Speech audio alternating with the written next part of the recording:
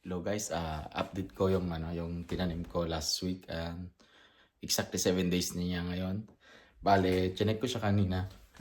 Bale, may tumubo na siya. Check natin.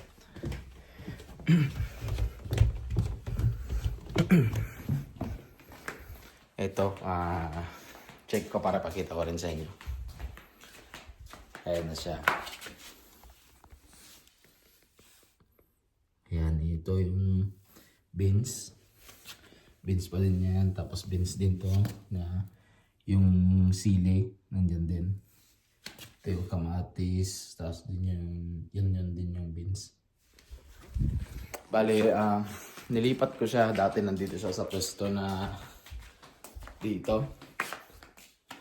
Kaso nilipat ko kasi masyadong madilim. Kailangan din ng konting liwanag para tumubo siya. At tumubo naman siya doon, kaso nga lang hindi siya diretso kasi yung doon, yung araw doon ay yung parang liwanag doon sinusundan niya. Bale, kaya nilipat ko na lang siya doon para maging straight yung tubo niya.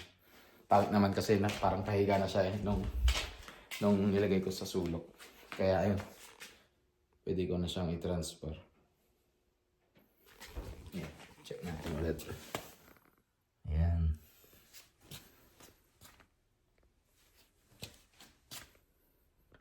Bale ang plan ko is bibili ako ng mga basong maliliit tapos lupa ulit.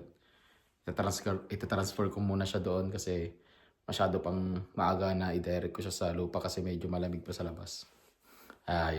Yun lang guys.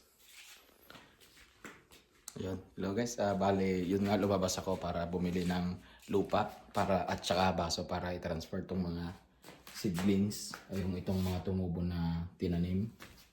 Yan yung lupa tapos yung baso. Bale i-transfer ko na siya. Tapos hoping na lumaki sila ng maayos.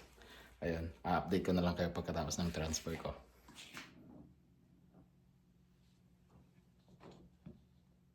Yun, so yun guys, na-transfer ko na nga dito sa sa mga baso yung mga seedlings.